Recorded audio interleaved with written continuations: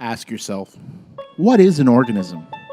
Scientifically speaking, an organism can be understood as being made of smaller, interdependent parts, capable of evolving, reacting to stimuli, growing, and retaining internal balance. An organism is typically thought of perhaps as a flower, a dog, or even a human baby boy. But what about an entire city?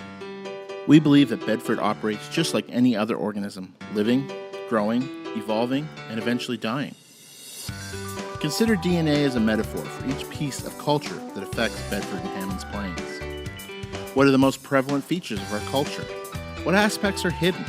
How much of our culture has been written over by new, different cultures, ideas, or people? Who decides what is written over and what is kept? What are the natural and unnatural selection processes that usher out some of the elements of Bedford's and Hammonds Plains culture, or lead some new cultural information to thrive? What environmental changes might alter the way Bedford lives, grows, and maybe even dies? This project explored all that is part of Bedford's and Hammonds Plains cultural DNA. Each article explored its own specific topic pertaining to everything from food and architecture to immigration, military life, wildlife, and much, much more. Each student researched, conducted, and scheduled their own interviews and site visits to a place that directly correlates with the topic they chose. The purpose of this project was not only to engage my students in our communities and issues around them, but to showcase the complexity and evolution of our cultural DNA. This project is called Urbanity. Come on in and enter CPA. Allow me to show you what I did for my Genius Hour project. As it is the end of the year and retaining grade 12's attention is hard enough when it isn't 30 degrees outside, prom already happened, and they have one foot out the door, I thought I'd try my best to try a project-based learning activity with them. The project criteria were simple. They had to meet outcomes surrounding writing nonfiction work and personal narrative reflections. I also asked them to publish their work. The rest of my job turned from teacher to facilitator. The rest of the project was really up to them. They decided to publish a series of articles based on a similar theme. They would make use of Google Classroom, Google Sites, and other Google Apps for education. Each of them would write an article that explored a cultural element of their community. Included with their article would be photographs and research that came from interviews and site visits from around the community. Technology was a central and key component of this project that would otherwise make it very difficult, if not impossible, for the students. Students worked collaboratively to assign tasks, design layouts, edit each other's works, and pace themselves according to a common set goal criteria.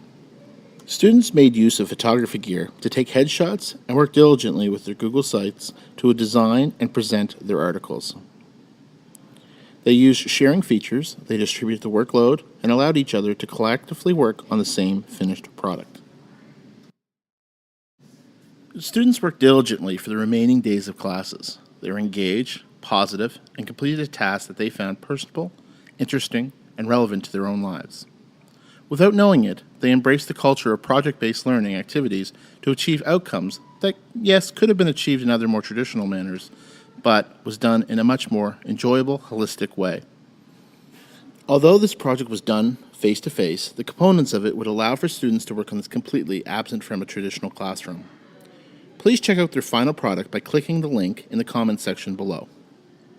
It's the end of the year, so everything's winding down, but doing this project has kind of created an excitement and just that extra little bit of energy that we need to get through the rest of the semester. So I really like the fact that we're doing this at this point in the year where it is the last week or two of school, because it's just kind of forcing us to power through and really just do a great job on this project, because it's the last one that most of us are going to do. We're seniors, so it's been fun and it's forced me to kind of keep my work up. It was unique in the sense that it kind of made the class work as a team to do this big project and to create a finished product, which I've never really got to experience in a class setting. It's interesting because I wasn't used to being given a role in a school setting of a certain job that I would have had to do. So for instance, some students have been given the job of taking headshots, or another student was given the role of kind of creating the main frame of the website. So the fact that we were given that freedom to create this outlet, it was also a really interesting factor. Well, I really like this project because it gave me good exposure to the community. I was able to go around and talk to a lot of different people, a lot of people that I wouldn't normally talk to, and I was able to get different opinion. I also like to see how everyone got to do different aspects of the project, so everyone was doing a different category.